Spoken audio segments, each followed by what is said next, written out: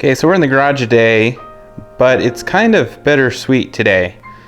So what we're going to be doing is we're going to be taking all of the good parts off of Cinnamuffin here, and we're going to be taking off the good parts, getting it ready for sale. So it's kind of sad. We've had some good times with this car, but we're going to be taking these parts, we're going to be putting them onto the CRX. So that's kind of the sweet part, because we're going to be building in the CRX for autocross duty. So the parts we're going to be taking, I've got the ground control coilovers with the conies. We're going to be taking those out and putting on the original Yonakas that it came with. Going to take out the bucket seat, which we're going to be using temporarily until I can afford to get a lighter seat for the CRX. Also got the harnesses and the rear sway bar. And then we're also just going to prep it for sale. So I'm selling it back to the original owner. So she kind of knows already the condition she's getting it in. But what we're going to do, we're also going to replace the CV axle over here because it took a cone and tore the CV boot. So we're going to replace that for her, kind of clean it up a little bit. And then I broke one of the bolts for the seat, one of the mounting bolts. So we're going to fix that for her. So the reason I originally bought this car is I bought it for the engine. So the previous owners actually had the engine rebuilt, so it's a completely fresh motor, freshly machined, put together, all of that. So it has good compression, it's not burning oil or anything, which is really nice. And so I bought it to take the engine and swap into my other car, but at some point, kind of along the line, it stopped making sense to bring over the engine. It actually just made sense to put the good parts onto this car and race it for the season. And so we're just going to leave the motor in here. It turns out it's actually kind of illegal for STS. So it was bored out to 20 thousandths, whereas the SCCA rulebook says you can only board out to 10 per the Honda guidelines.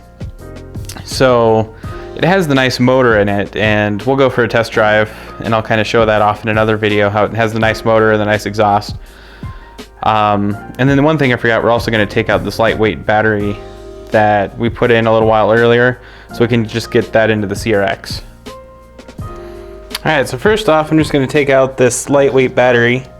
So I plan to use this in the CRX once we get that built for autocross use. So I think this will be a nice addition to the CRX, and I'll just put the original battery that came in here.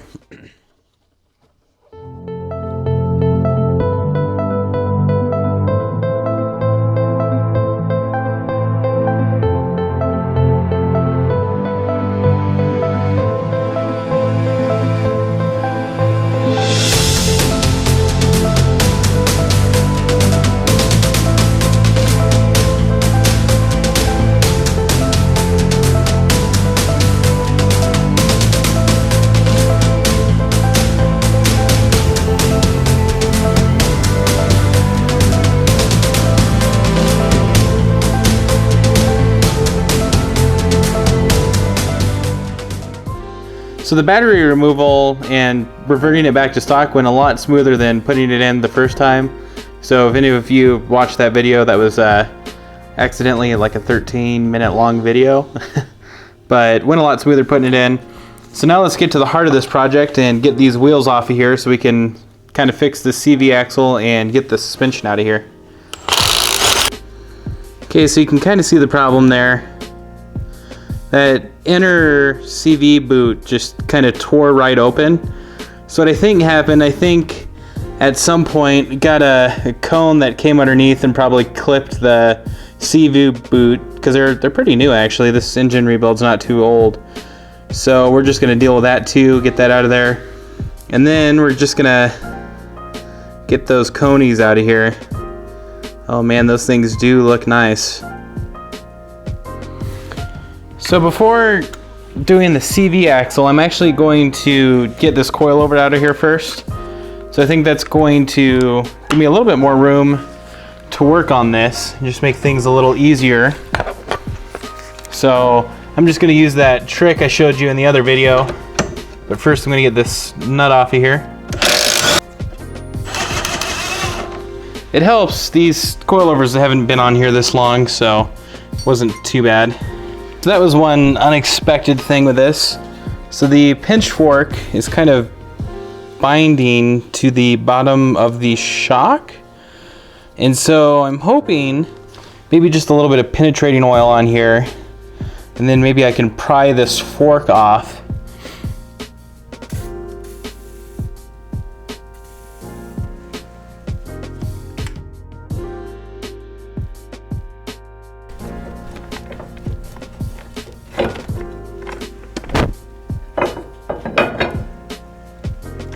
All right.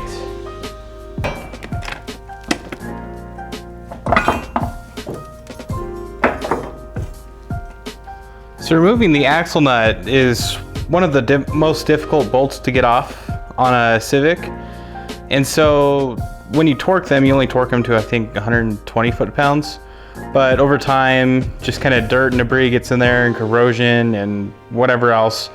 And so it can get up to, well, I don't know what it gets up to, but it can become very difficult to undo that nut on there, the axle nut. One way you can take it off is with the wheel still on the car, you lower the car onto the ground, and then if your wheel has a large enough pass-through for the socket that you have to use for the axle nut, then you put the socket through that hole or the bore hole. And then with the car on the ground and the engine and gear and your parking brake enabled, you can sometimes get it to go that way. But I've seen some cars with weaker parking brakes, you actually just end up moving the torque or moving the car because you're applying so much torque to try to get the axle nut off. And so one way I picked up is to actually get in here with a breaker bar on the end of the lug nuts here. And so what I did is I just put the lug nuts back on here, and this bar will keep the spindle from rotating. And then I've got my axle nut, or my socket in here on the axle nut, and then I have the socket supported with a jack stand here. So this will just help to keep the socket in place and so it doesn't fall off. If you're thinking to yourself, you're worried about bending these studs, it's actually okay because these are actually what supports the weight of the car. So when you're driving along, these can have several hundred pounds applied to them at any given time. And they've got more of a lever arm on here than the axle nut does, so they have more of a mechanical advantage. And then I just put the lug nuts on here to protect the threads.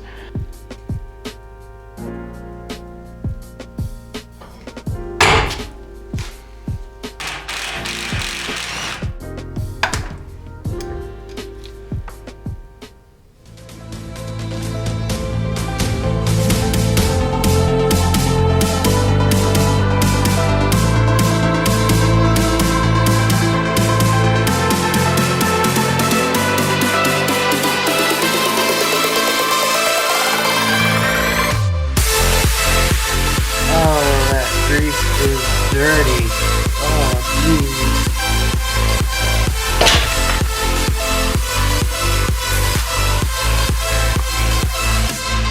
geez. Yep, that's a goner. Alright, we're just going to add this to the pile.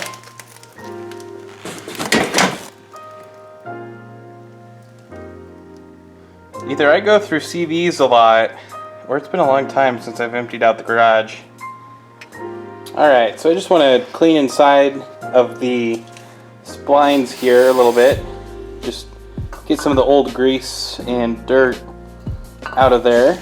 So that way when we insert the new axle, it's got nice clean splines to mate to, so we can see all that grease from the other axle.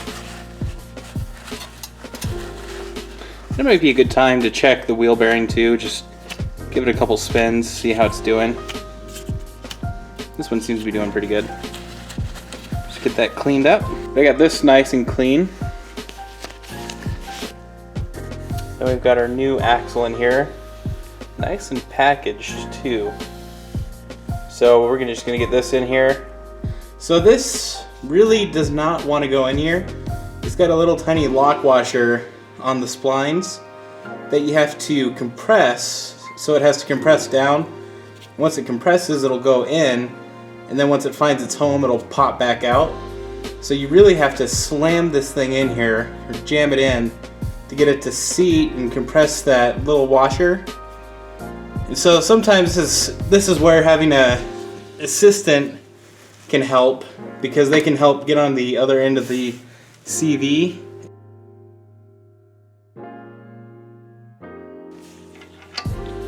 Just want to make sure we get the new axle nut on there, not reuse the old one. So one thing about these ball joints is we just need to make sure that we put a new cotter pin into them once we get the nut on there, which I'm kind of struggling with at the moment. These ball joints can be annoying because the threads have that little hole on the end, and for whatever reason it doesn't, because of the taper, it doesn't really have any threads on it, so getting it aligned can be kind of difficult sometimes. So these ball joints are really, really annoying because when you try to tighten them, the threads or the stud in the ball joint actually just kind of spins around.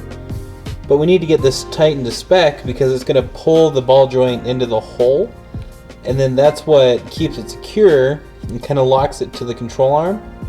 Okay, so what I actually ended up doing is I put the jack in here, and by jacking up the lower control arm, that put just enough force onto the lower control arm here, and by jacking it up I was able to get a little bit of force kind of pushing up against the steering knuckle and the ball joint. And one thing is the castle nut is just kind of barely overlapping this hole here, so I'm going to try getting my new cotter pin in here.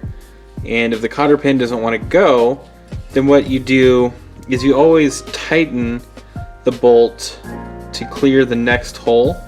You never ever loosen to make the castle nut fit in there, because we need to get this tightened to spec so it doesn't separate and come apart and cause an accident or something. It could be catastrophic if this came off while driving.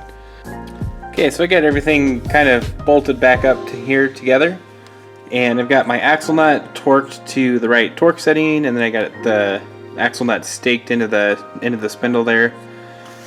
So one thing to do, when I very first did my first CV axle job, what I did is I didn't know about torque settings or torque wrenches or that kind of thing. So what I did is I had assumed it took a friend and I standing on the end of the breaker bar with the jack extension, kind of like I showed you a little bit earlier, and it took the two of us standing on that and jumping to break this nut loose. And so I had just kind of assumed, well, if that's how much force it takes to get off, well, why isn't that how much force it takes to put back on? That's not the right way to do it. So I way over tightened this and actually made the CV axle worse than when I had started, and kind of cause problems that way. So just make sure you get this guy tightened to spec and then get that staked into there to just keep it from backing off on its own. Alright, as I just gave the brakes here just a couple of turns, and just I wanted to make sure that I didn't get the dust shroud kind of bent into shape, or bent out of shape rather, and dragging on the rotor here. So I just give it a couple of spins, just make sure I'm not dragging on it.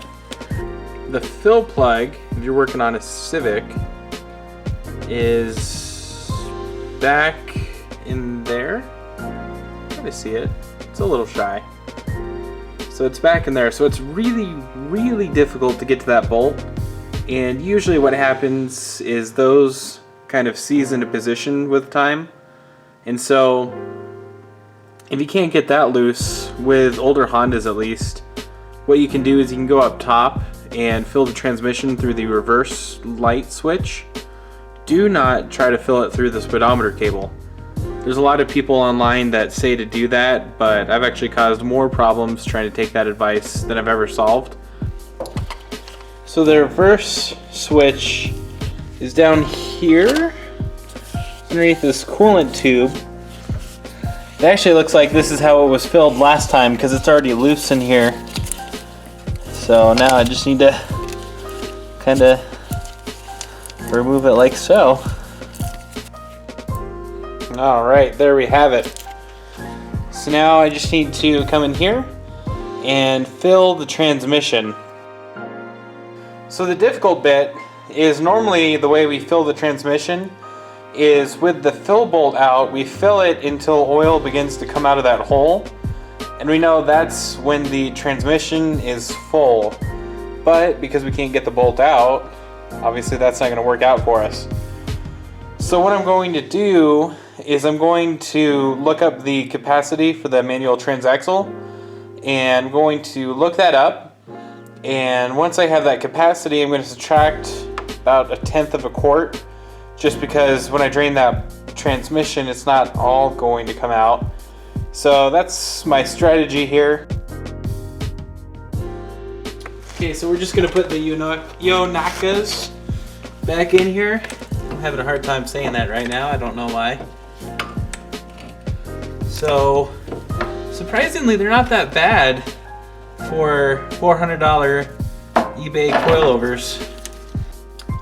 Alright, that is one side down and 3 more to go. Fortunately, the other sides don't have to deal with the CV axle, so that's going to save a bunch of time. We just have to deal with the coilovers. And with how easy these things are coming out, I don't think that's going to be too hard.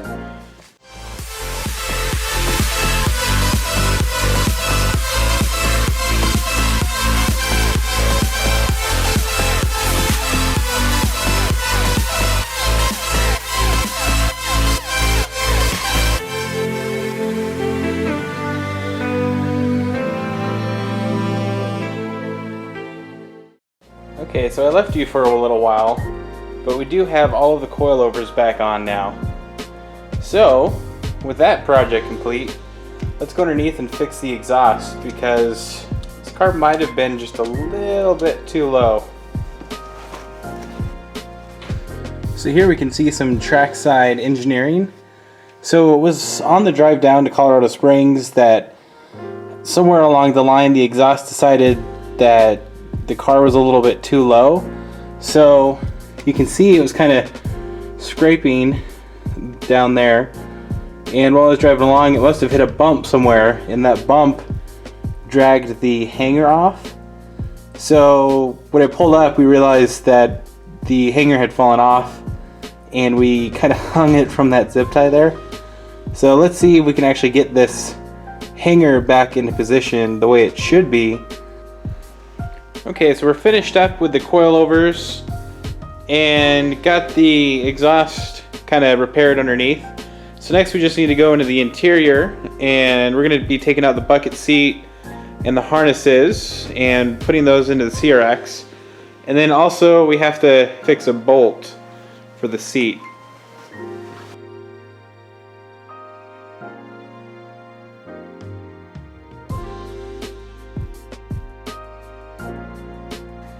Look at all the room for activities in here. So I think now without the chair in here, it's going to be really easy to get to the bolts for the harnesses. So I've got the 2 in front here for the lap belts, but then we're going to have to go to the back to get the shoulder straps out of here. So when I was putting in the chair the last time, I stripped off the head of this bolt here. So I'm hoping we can get that to come out of here with so I got this speed out thing as seen on TV, and as you can see I already kind of mangled the clamshell open. So I've never actually extracted a screw before, so I'm not sure how this is going to work, but here's hoping. Alright, here goes nothing.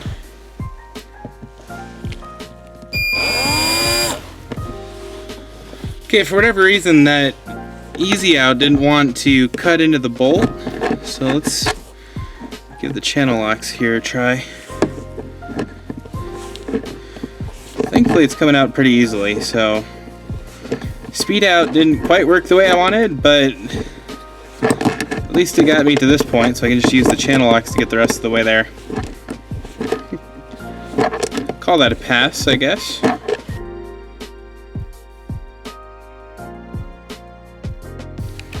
Alright, got that back into position here.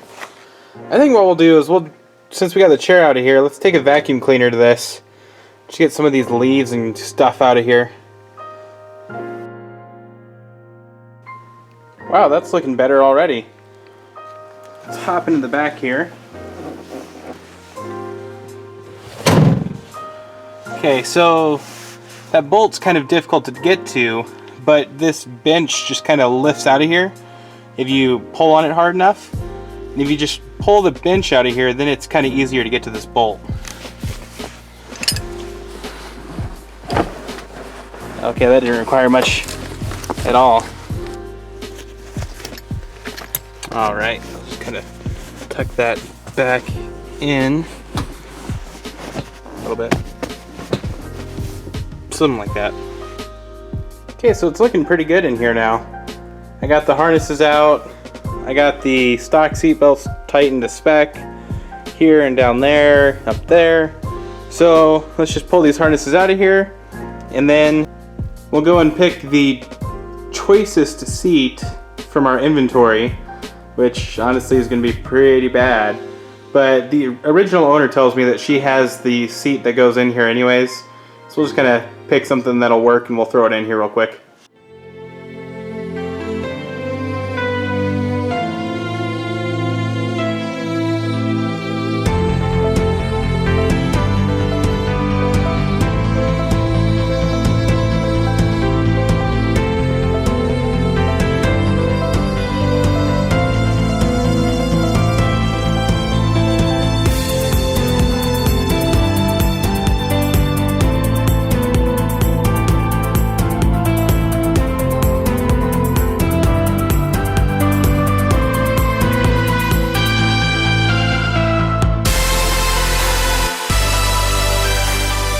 Okay, let's take our trophies out of here. So we're doing wristbands this year. So what do we got? A lot of second places here. Although we do got class winner. Here we go.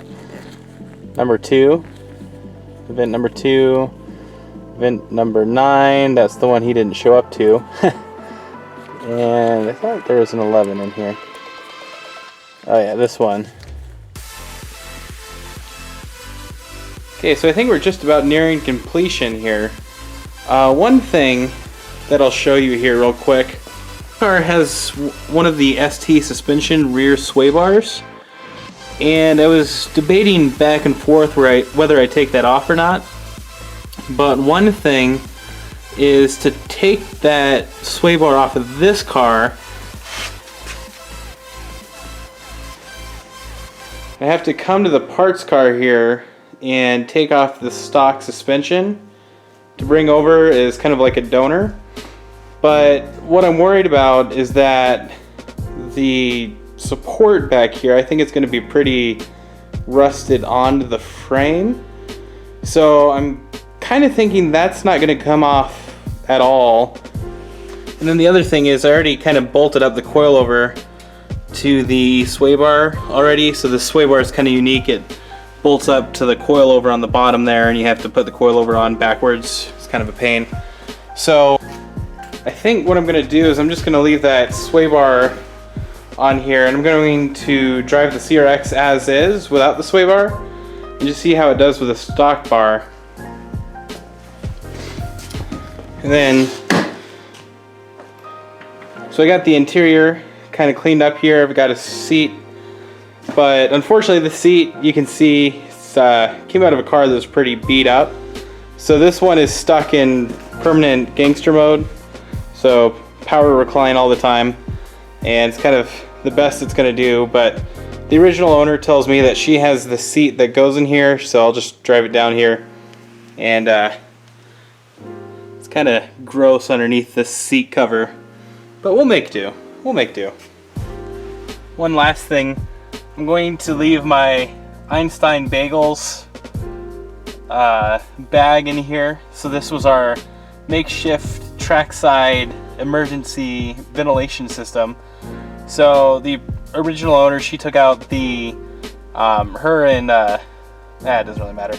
They took out the air conditioner box in here, whereas the cars that don't have air conditioners, they just have a straight pass-through. So they did an air conditioner delete, but then they just kind of left a gaping hole between the fan box and the HVAC over there. So it was that emergency track day where it was like 30 degrees and the wife was freezing. So she got a little creative here with the bag and try to create some emergency ductwork, and I'll just leave that in there and they can decide if they want to put that box back later on. I'll leave that up to them. Alright, we've got the wheels back on here. Now comes the precarious job of lowering this thing off of the jack stands.